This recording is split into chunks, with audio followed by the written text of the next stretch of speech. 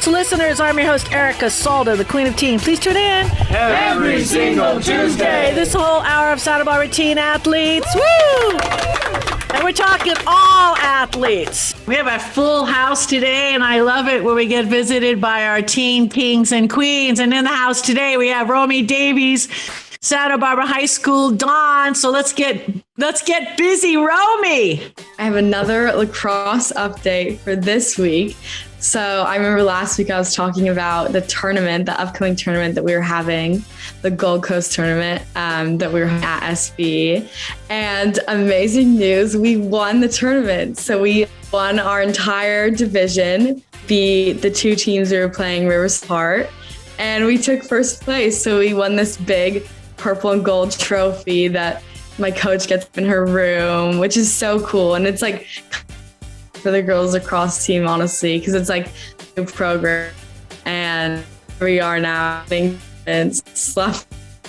So yeah, such a good happened, and we're really happy about it. But yeah. So you've got a talented squad. You're young, but you're talented. Yeah, a ton of the fresh sophomores just started are doing so well because we only started playing, I think in November, and she's already doing so well. Yeah, it's really good. I'm really proud of our team. So let's take us back to when you've mentioned this before, and I do know the story, but for our new listeners, we're on AM now, FM, and a Christian broadcast station. I'm really excited, called Eternity. So why don't we let all the new viewing audiences, how did you first get started on lacrosse? Started in 7th grade. My best friend in middle school, I went to Laguna. She wanted to play and I had tried. I never, was really day she started playing lacrosse and asked me if I wanted to do it with her. So I thought, I might as well try something. Started playing and I just loved it right away. So I played it ever since. So very random to it. Yeah. Fantastic. So how many years has this been now? So I started in 7th grade. So that would have been, now it's junior year. So that about 4 or 5 4 years. years, 5 years. Nice. Yeah. So like you said, though, when we talked about this last time you were on, this isn't something that you don't know yet. You still got a couple of years to decide what you want to do in school. You know, I feel like it's probably not, I think if I'd been in college, it'd kind of like a club team, do it for fun, not really intention to go pro. It'd be more of a fun thing because I feel like, it's just especially on the West Coast, it's something people do really intensely with intention to go pro. But yeah, that's just about it. Fantastic. Okay. Do you have any questions? Yeah. So going into lacrosse, do you know the history of lacrosse or anything? How did the sport get started? Not really. I think that, I don't know if this is where it originated from, but with our team, we always watch this film that's about a Native American film about them playing lacrosse. I think that is how it started. It was a Native American thing, a sport they played. Losers had to give up one of their players for a sacrifice. Oh my gosh. That's funny. Yeah. I'm just kidding. I don't know. I'm gonna throw them into the, I had heard throw them into the volcano. Okay, that's Mayan and Aztecs, I believe. Oh my God. That's excellent. So I don't know for sure, but yeah. Yeah. You have siblings, right? Yeah, I do. What sports do they play? So I have a sister, she volleyball, and then I have 3 older brothers who are in their 20s. But they played a ton of sports. They played soccer, tennis. I think one of my brothers played lacrosse for a little bit in high school, but yeah, they've kind of done everything. Rugby too, because I grew up in London. They must be so proud of you. Oh no. So are they typical big brothers where, I'm going to tell my brother on you or that, or no? No. Yeah. Oh no, because they're like a lot older. They're in their 20s, early to late 20s. So I feel like we never had the like mean brother relationship. Like, but I'm really close to them. Yeah. You can all say, Daddy did it. So you'd be the little princess? Yeah. Twin drama that we have. That's great. Fantastic. Okay, great. Let's I know you got to get back to class, so I'll see you next week. Yeah. Okay, perfect. All right, don't go anywhere. All right. Romy Davies giving us the Santa Barbara High School Dawn recap.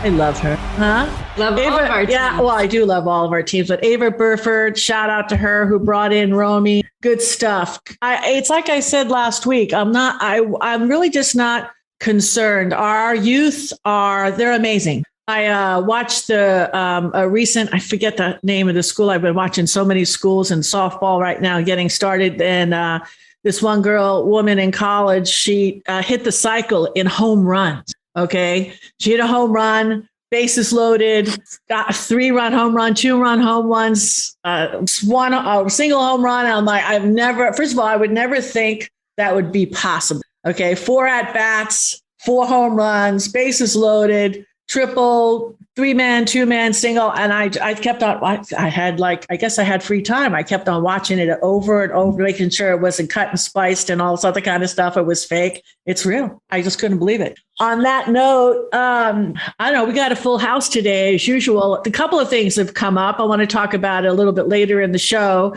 And I want to get Dr. Amy's take on this. I want to throw this out here right now. Here we go. She's like, oh, what does she got to come up with? But I did so many surveys this week, and I don't know why, but I survey on my emails, Queen of Teen, you name it, on the biological males being able to play in female sports. We did touch on this about a year ago. It exploded. I know it's legal in California. If you feel like you're a girl that you can play in our high schools. In our high schools, on the high school level. I myself personally just say, I don't know why you just can't create a third league and call it co-ed, because I don't know why we have to destroy women's sports. That's my take on it. Okay. And I am not trying to, bunk anything, but I did look at one sport like in track. And in high school, if you take the best, say 100-yard dash, there's over 300 high school boys that can smash that record by like a half a second. So again, I never took an anatomy class in my life, but we are so blessed to have Dr. Amy Salzman in the house. And she was actually a collegiate athlete, Stanford Gymnastics. Dr. Amy, what do you say? Well, I'm sure that whatever I'm going to say is going to make some people happy and some people not so happy. And here's what's true for me. I'm absolutely for trans rights, and I'm absolutely for women's rights. And that makes this situation super, super complicated. My personal opinion, and I think the data supports this, is that a trans woman who went through male puberty has physiological and anatomical advantages that make it unfair for her to against women who did not go through male puberty. And that was good. Yeah, I think that that's basically the summary. And Erica, I like your idea of a co-ed or a third category, but in supporting trans rights only, we are harming the women who have not gone through male puberty. Those women are having to compete in an unfair situation. And we really only bring this up because of all the sports injuries that are being reported. So we want safety for all athletes. We want an inclusive experience, figure our way through this, where all athletes get to compete fairly based on anatomical and physiological characteristics. I mean, I've said this before on the show. I've coached for 28 years, and on girls basketball, if there was a female that biologically was a male over 6 foot and needed a shoulder to cry on and wanted a team to play on, I would think I am the coach. Come to me. Okay. I have no problems with that at all. Okay. Especially if you had a twin brother, sister, or whatever. Okay. It didn't even matter. So, no, I just think that in all seriousness, we just create a third league. The media gets behind it. The corporations get behind it. Cereals, the sodas, all that get behind it. And then because if that's what the intention is to plop all the transgenders and try to train wreck female sports. Well, that's not gonna happen. There's enough women out there right now. You got a lot of helicopter moms right now that put in all the times and the efforts, and there's only so many college scholarships. You can't, and to lose to a biological male, that's just wrong. It's just not right. And I'm not trying to crush transgender rights either. I'm just saying, let's just make another category and then it's win-win for everybody. Melissa. Well, I have a unique position because a very good longtime friend of mine who's my age, so in their 50s, just came out to me, was biologically male, and has finally decided it was too painful to remain that way, and is doing transgender stuff. And what this person talked to me about going through this change and now taking hormones is how they are experiencing less strength. They are experiencing less just masculinity in the same way because of the hormones. So I think there's also something to be thought about once the hormones are in there and how that impacts things. And I don't know enough about it, but I agree with many of the points made, and it is a challenging issue. So I think the issue is that if we just look at testosterone or muscle strength or whatever, we're not accounting for the other parts of anatomy and physiology that contribute to faster, in this case, swimming times. So, for example, Leah is slower than she swam when she was a biological male. However, she is still much proportionately faster than any of her female competitors. And so that's the issue. And I think if you're going to add a wrinkle into this, you have to add, what if you have someone who transitions before puberty? And that's going to be a whole nother category. And perhaps those who transition before the advantage of male puberty should be allowed with the women. But there is an advantage to going through male puberty, even if after your hormone levels are lowered and you're swimming slower than Dawn. Dr. What do you say? Amy. It's a really interesting dialogue discussion because I agree with what other people have said, that we need to respect the dignity of all lives. And so perhaps a third category, a third league is the definitions need to be worked out and everything, but perhaps that's a way to respect everybody's chance to be able to find a place where they can compete and they can express their potential. Because I was going to say, just because someone is born male or female, there's females who exhibit and have a lot of biological male characteristics and vice versa. And you have these standout athletes. I was just thinking in terms of basketball, even a male among males. I mean, somebody like Wilt Chamberlain had skills and abilities that were above and beyond what a lot of males have. And the same thing has happened in women's basketball, like with Lisa Leslie and now Brittany Griner.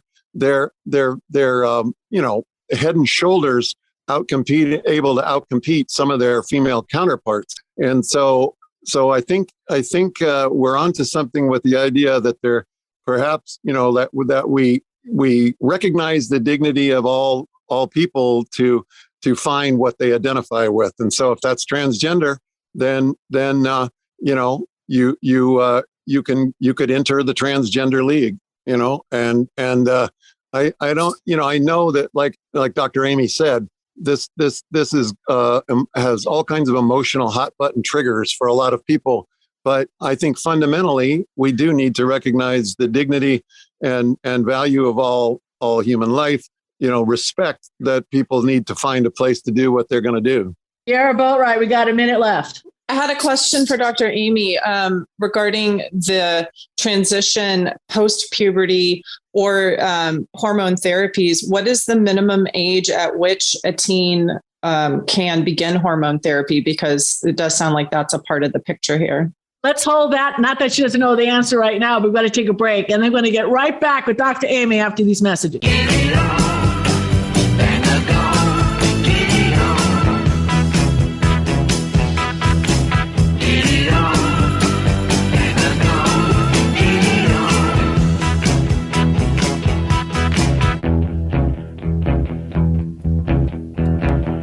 We are back, and this is Santa Barbara Teen Sports Radio Show. I am your host, Erica Salda, the Queen of Teen. Please tune in every single Tuesday, 9 a.m. Hello, this is Dr. Amy Saltzman with Teen Sports Radio. You can find me at stillquietplace.com and spotaspider.com. And I was just going to respond to the question about the age of transitioning. And I think, as most of our listeners know, that too is a complicated issue where some states aren't even allowing kids to transition to the gender with which they identify. And I think the medicine and the law on this is evolving over time. But the typical age for supporting kids in transitioning is from 6 to 18. So again, I'm not in charge of these things, but perhaps if I was, it makes sense to me that up through maybe sophomore year in high school, that kids can compete on whatever team they identify with. And then, because when you get to sophomore year in high school, right, that's when kids are starting to look at being recruited and those types of opportunities. And at that point, I think it will depend on whether a person who identifies as female has gone through male puberty or not. That's the place where I think it matters. And as Dawn pointed out and other people pointed out, we always have had athletes with advantages. My son, being my son, was small and competed against and went through puberty late and competed against, really boys who he called them man-child. They had gone through puberty really early. What he learned in that experience was he learned to be super tactical and super smart about his sport because his physiology wasn't the same as his competitors. And then often the competitors who had gone through pretty early hadn't learned those skills. And when everybody else went through puberty, they struggled a bit because they'd done it on brute strength and now they needed to learn skills. I think the intention of having women's sports and of Title IX is to give, am I going to say this sentence, is to give biological women a place to compete fairly. And so someone who's been through male puberty doesn't fit in that category. That doesn't mean that someone who's been through male puberty shouldn't also have an opportunity and a place to compete. And if I can just add a little bit to wrap our arms around our teens that are experiencing this kind of dysphoria, whether it's male, female, or male, none of us who are aligned to the biology that we've been born with understand what someone who is not in alignment is going through. And that dysphoria is so intense, it frequently will create sensations of suicide. And so the fact that we do have hormones, have all these wonderful options for helping someone integrate their human experience, however they're experiencing their gender, is so compassionately wonderful. We embrace our transgender, our asexual, however things are, their individuality, embrace. And at Teen Sports Radio, we are just everyone to have a safe opportunity to experience sports with their education. Done. Another thing we're not even factoring in, which will be an issue with all three, if we did have three leagues of that, like we're discussing, is over the years, parents have often gained enrollment dates and cutoffs and things like in hockey and many sports to where they'll get a kid enrolled so that he's physically mature even a year ahead of all the other classmates. And this happened in my high school. A very prominent athlete transferred into our middle school and was always captain and always, on top of all the sports. And come to find out later, he's like a year older than all of us. And so that has happened in women's and men's sports. And I'm sure it will happen if there is a transgender component created as well. Sure. I have a suggestion that I'm hoping our society will move into. I would love to see sports turn into more of team sports where they are co-ed. Because think about it, even when football players started practicing ballet, it improved their sport. We could create different sports than we currently have right now that expresses incredible physique of us beings and do it in a way that is a team sport for individuals. Good point. Dominique has got a lot of experience in this, and she's, what do I say? Well, I have family members, so I don't want to out them all. They have been on the show, but I have family members who are transgender and experiencing gender. And our family has supported someone in transitioning as well. And not an immediate family member, but a close friend. And I really do have compassion, understanding, I feel inspiration for these people. And as an athlete, I feel it's important for people to be able to be fair or as fair as possible. So. Right. Well, as the division occurs, you have to understand, we need to figure how do unite. And there's always a compromise. And usually what comes out of it, and Christine Marie's not here today, but she always said, you'll always figure that something will blossom out of it. And I'm just hoping it's a third league. Let's take a little break. It's Erica Salda, the queen of We had your take on this, but I want to get a team take. Teen Queen, Santa Barbara High School, Romy Davies. All right. This is not a right or wrong. This is about how you feel. And how you feel is what we're going to respect. Doesn't matter. But you are playing sports right now. We, Dr. Amy and myself, we didn't have to have this. We never even thought about this because it never came out. So in your particular case, I'll just ask you, do you know if have you experienced this in your lacrosse playing, or have you heard about it? Are you following it, or you just don't care? And it's all the right answers, whatever you say. Well, personally, I really don't know much about it. And I've definitely heard about it, obviously on social media and the news and everything. But I think really it's not being talked about that much, or at least I personally haven't heard about it. I don't think I know anyone specifically who's had a situation like that, or I don't know, or at least people that I know or with my team. I really haven't come across it yet. So I don't know though, but yeah. Well, something that makes sense because all athletes, doesn't matter where you're from, you're in your own little bubble. So you wouldn't have an opinion. And if I'm saying something wrong, correct me. You're allowed to correct me. But your world is going to be the world that you can identify you're surrounded by. So unless the social media and everything, your generation now just knows how to shut it down because, you figure a lot of it is hype and, maybe not necessarily to begin with. You've learned that. So unless you're confronted with it, you probably wouldn't have it either way. So what we know of is in California, we have a wonderful rule that in high school, students get to play on whatever team they feel most aligned with. And so if someone is having a transgender experience, whatever gender they feel most aligned with is the team that they get to play on. So that I think is a really wonderful thing about California. And then we were just discussing with Dr. Amy about qualifying for college sports. There may be a point where, perhaps we could have a third league, and it could be a co-ed league, and have people who are male, female, and transgender be in a co-league. And then I was also suggesting, how about in the future, we have new kinds of sports where male, female, doesn't matter what your body type is, we all and we play a sport where we all excel at, and it's teamwork that makes it for the win. Right. Yeah. Well, it's something that you're going to be, transitioning, as they say, out of sports soon. So, but it's funny because it would be interesting if somebody showed up at your front door at Santa Barbara High School, wanted to play lacrosse, and then how the players on the team would react to it.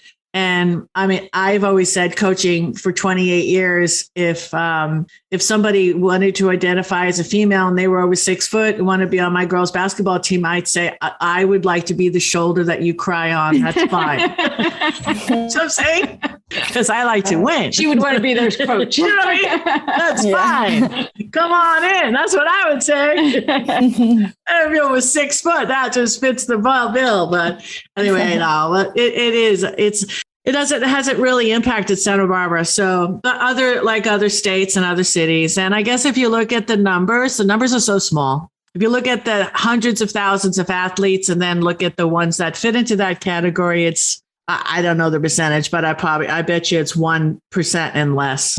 How would you be affected by it? But the experience is grand, and it's important for us to embrace our community, embrace the diversity of our community, but do it in a way where we're keeping all athletes safe. So on a shift, do you have plans for your spring break? Yeah, actually on Monday, we're going down to Palm Springs for a few days, so that'll be really nice. But yeah, that was our getaway when I was at high schools. I went to Rolling Hills High.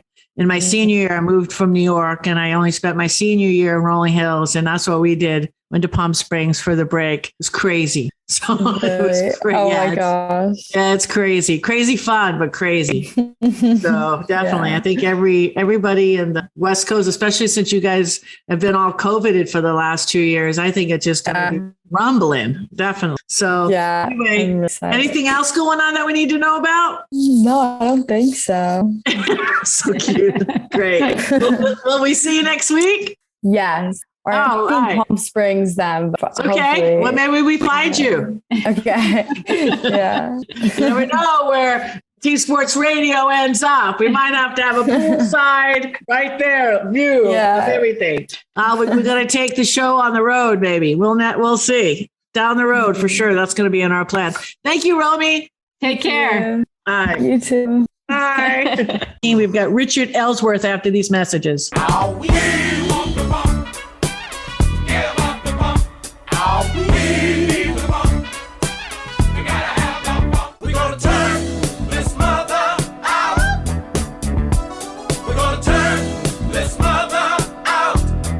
We are back, and this is Santa Barbara Teen Sports Radio Show. I am your host, Erica Salda, the Queen of Teen. Please tune in every single Tuesday, 9 a.m. This is Richard Ellsworth with Mountain Sage Healing Arts and the Braille Institute. And I decided to take the day off from work because I play the Irish fiddle and I have a lot of different things to play at, but I have the whole morning to myself. And I haven't really taken much time off of work, but even so much as just a couple hours, not having to stress out in the morning and be able to enjoy a day that's important to me and the music that I'm interested in, has created a space for me where I'm starting off the day just completely relaxed. And I already know that that's going to set the stage for the rest of the day with all of these different performances I have to do. I want to be, comfortable and relaxed and not stressed so that I can do my best. So I was realizing that, even though we have this tendency to get caught up in things like schoolwork or work, whatever it is that we're doing, it's so important to make sure that we take time for ourselves, because once we get in that cycle of stress, I have to do this next over and over and over again, our brains are conditioned that way, right? And then we start to think that way throughout the course of the whole day. So starting off the day being relaxed and also just, being aware that every now and then we need to take time to relax and kind of ask ourselves about the things that make us happy is really important. Do you have any thoughts on that, Sierra? 100%. So I have stepped outside into my front garden here, and I'm talking about spring break, and I'm talking about how it's easy for teens to kind of zone out, spend all day on their phones, sleep until 3 o'clock in the afternoon. And I think there's room for all of that. But what I'm really trying to encourage them to do is to, if you will, sanctify some of that time for true decompression.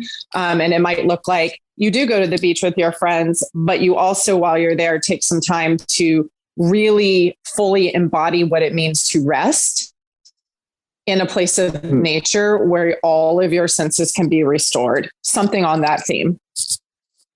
Okay. I also think that when we are in boxes, like when we're in a room, when we're in an office, if we're at a desk, that our thought patterns think in these linear lines. And when we go out into nature and we see different patterns, we see the branching pattern of a tree, we see the rolling pattern of a wave, we see the meandering shape of a hillside or a trail. It allows the brain to think along those lines. So when we say think along those lines, which lines do we think along most often? Square papers, square screens, boxy rooms.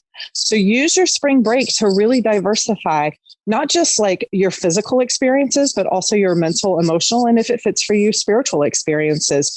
Whatever place in nature feels good to you. If you're a beach person, if you're a trail person, if you just like trees and want to go to a park, like even just a few minutes of turning off the phone, being in your senses, and really embodying what it means to rest will make you so much more refreshed when you go back to school, and it'll really make the spring break count. I'm Sierra Boatwright, the founder of Santa Barbara Ecotherapy. I'm a licensed marriage and family therapist who does all of her work out in nature, pretty much. And I invite you to check me out at sbecotherapy.com or on Instagram and Facebook. Thank you, Sierra. Let's take another break. This is Erica Sala, the Queen of Teen. We'll be back with more after these messages. Well, now together we will stand, every boy, girl, woman, and a man.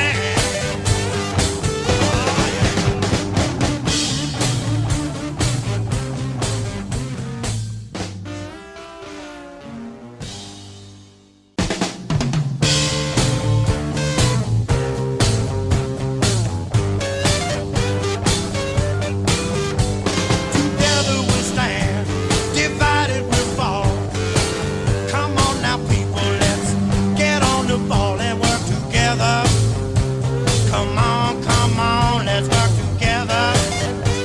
Now, people, because together we will stand, every boy, every girl, and a man. We are back, and this is Santa Barbara Teen Sports Radio Show. I am your host, Erica Salda, the Queen of Teen. Please tune in Every single Tuesday. 9 a.m. Welcome back to Teen Sports Radio. This is Dominique Hackett with Santa Barbara Wellness Center, SB Braille, Philosophical Books for the Blind, in lots of different ways.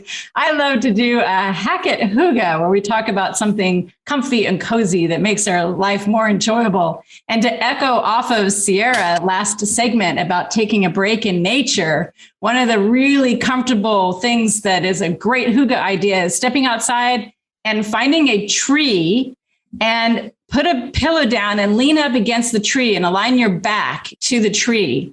That sensation along your spine of leaning up against a tree is so magnificent. I can hardly express to you what the sensation is in words. You have, if you can sit on the ground, that's even better. But what you have is, they call it rooting, they call it grounding, they call it earthing. But what it does is it centers your magnetic energy in your body. It centers even the polarity, positive and negative. It gives you a chance to, your whole body gets a chance to relax. And the part about the relaxation is a reset on the body's, I think it's called homeostasis. Maybe Dr. Amy can talk about it more, but we have a parasympathetic response that's going on in our body. And what we don't realize when we're stressed out is we are constantly responding to stress rather than relaxing and coming back to what is normal. So that's what sitting up against a tree does for you, is it helps you come back into alignment of what is normal. Nice. Dr. Amy. I think you said it really well, Dominique. And I think the segments with Richard, Sierra, and you are all pointing to the value of resting and resetting. And we can do that in small ways and big ways. For people who have Spotify, I have a practice, a mindfulness practice called Rest that's on there that you can find, or iTunes or Amazon. But it talks about resting in the space between the in-breath and the out-breath, realizing that there's stillness and quietness inside of us when we're breathing in, when the breath is still, when we're breathing out, when the breath is still, when we're on spring break, when we're not on spring break, when we're at the beach, when we're doing our homework. We can access this place of rest and reset simply by bringing our attention to the breath, by going outside, by playing some music. And so finding those things that allow you to rest and step outside your box, as Sierra said, and kind of reset your lines, is super powerful and beneficial. Nice. I'm gonna throw some woo in here just because we don't have Christine Marie and I can. There's also a phenomenon that we could consider, which comes more from the eco-psychological field or the parapsychological field, which is that tree is also a living being. And that tree has a resonance. Just like our nervous system has a resonance, the tree has its own resonance. We can actually measure the resonance of the whole planet from space. So, which is what biophilia is based on. So when you're leaning against that tree, you are actually now in a relationship. And if you wanted to be in right relationship, you could even ask permission to receive that support that you're going to receive, because you're now in an encounter with another living being. And every tree has its own characteristics, just like every person has our own characteristics, right? And so we can really embrace this encounter as a supportive interchange between one living being and another. And that means that there's reciprocity, and that means that there's learning available. How does this tree live with other trees? How does this tree interact with the soil? What do we know about what's under the soil? As broad as the canopy, so are the roots. What is happening in that canopy? All the different life forms that are there, right? So I just wanted to presence that as well, because yes, it is earthing, it is grounding, it is resetting, it is mindfulness, it is finding the peace, and it's also a relationship. Yeah, and it's so amazing how Don can attest to this, how trees share with one another. Don Sanders. That's true. They communicate through an underground network that looks like the networks of connecting fibers in our brains. And they will support the whole community, not just other trees like themselves, but they will support all different kinds of trees. I was going to say, our whole life's happening in three dimensions. We've got memory and present experience and imagination. And one of the biggest causes of sufferings is erroneous perception. We're not really perceiving things as they really are. And so by our tendency in our culture to objectify nature and everything else, but we animate ourselves and we objectify everything else. But I agree with what Sierra said, that like I mentioned, I mentioned Robin Wall Kimmerer's Braiding Sweetgrass before. She talks about when she relearned her indigenous native language, they look at everything as animate. A rock is animate, a tree is animate, and those energy fields that they have affect us. And if we do these things like both Dr. Amy and Sierra have talked about, then we get a chance to reset our dials and see this world as it really is, because a lot of how we operate that we've been talking about is a construct, like a mental construct that's overlaid on what really is happening here. And if we didn't do that all the time, we wouldn't be in some of the messes we're in today. Well said. Well said. Excellent. Hey, let's do this. I want to cut it off a little bit early here because I want to leave some room for Richard Ellsworth right after these messages.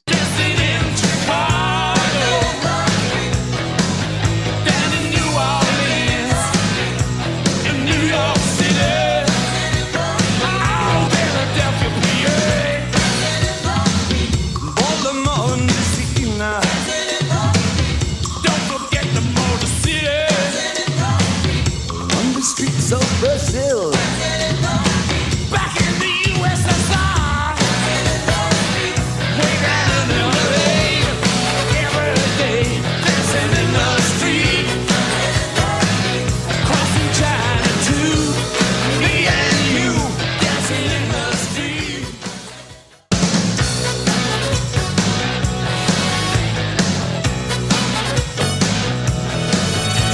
We are back, and this is Santa Barbara Teen Sports Radio Show. I am your host, Erica Salda, Queen of Teen. Please tune in every single Tuesday, 9 a.m. Welcome back, everyone. This is Richard Ellsworth with Mountain Sage Healing Arts and the Braille Institute.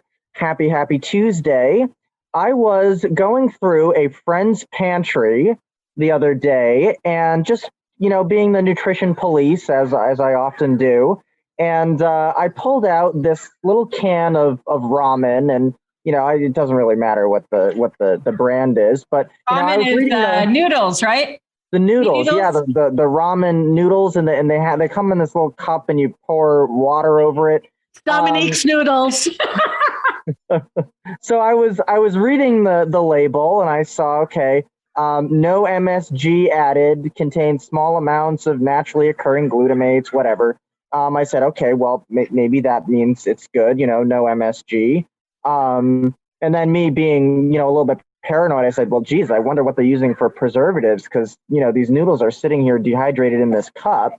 So I decided to look at the ingredients. First ingredient is wheat flour, which of course is incredibly inflammatory. That's one of those things that the body has to work really, really hard to kind of process out of our systems. Second ingredient is shortening oil. So shortening oil, second ingredient, right? So when you look at a nutrition label on the back, the ingredients that they go in order from the ingredients that have the most amount of it occurring in the substance to the least. So second ingredient, that means there's a lot of this in here. Shortening oil. Shortening oil is one of those things that will really, really build up in your arteries, raise cholesterol levels. Interesting. Okay, moving on. Then we come to some things like sodium hexametaphosphate, sodium hydrogen carbonate. These are still at really early on in this list here. So in other words, there's a lot of salt. This is going to raise blood pressure through the roof. Then we have it's fortified with some B vitamins, so that's okay. Some nice stuff that's added. Soybean oil. Soybeans are pretty inflammatory. They can mess with hormones a little bit, but that's just really more because most soy products these days are highly genetically modified. As I continue to go through this, here's a bunch of maltodextrin. And then we also have tuna powder and kelp powder, and all of these things have maltodextrin in them. Wonder what maltodextrin is. Well, it's a sugar, the dextrin part. So interesting thing, I decided, well, I'm going to look up maltodextrin and see if I can learn a little bit about it. Well, maltodextrin has apparently been proven to raise sugar levels through the roof, contribute to diabetes, and significantly throw off gut bacteria, making it highly susceptible to E. coli. Which of course Oh my! Yeah, I'm not even feeding that to my chickens.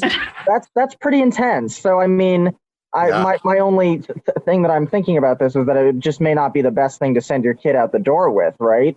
So I mean, the lesson here is, right, we have to read labels. We really have to kind of look at these things. So I mentioned when I was going through that that there was riboflavin in there. Riboflavin is a nice B vitamin. And B12 is a really interesting vitamin that's good for our systems. So, we'll talk about that more in a bit. Be happy and B12. So today I wanted to share a story with you about something that happened to me this past week. And I was sitting at a table with a lot of the people here playing cards. And all of a sudden, my lips started twitching. My eyebrows started twitching. It was almost like half my face was falling. And I just got really lightheaded and fuzzy. And I didn't have any idea what was going on. And for the past few months, I was having these, just really sore muscles. And I thought I needed a chiropractic adjustment, but that only seemed to work for so long. But the muscles were still sore, and I was trying to really figure out what it was that I needed. It was suggested to me that because I was having a neurological thing because of the twitch in the lip and the eyebrow, that maybe I try something like B12. So the point on my lip that was twitching in Chinese medicine on those meridians is a large intestine point. Now, large intestine is where B12 is absorbed. So when I realized that was the case, I knew that B12 made a lot of sense. So I took a bunch of B12, and I know that for B12 to be absorbed, I need folate or folic acid or folinic acid. So I took a bunch of that. I took some hydrochloric acid as well. B12 actually has a higher potential for binding to, a higher affinity, I should say, for binding to hydrochloric acid as opposed to intrinsic factor, which is what absorbs B12 in the large intestine. So once I had that figured out, I realized that B12 with hydrochloric acid was exactly what I needed to do. And not even a day later, all of that muscle soreness just went away.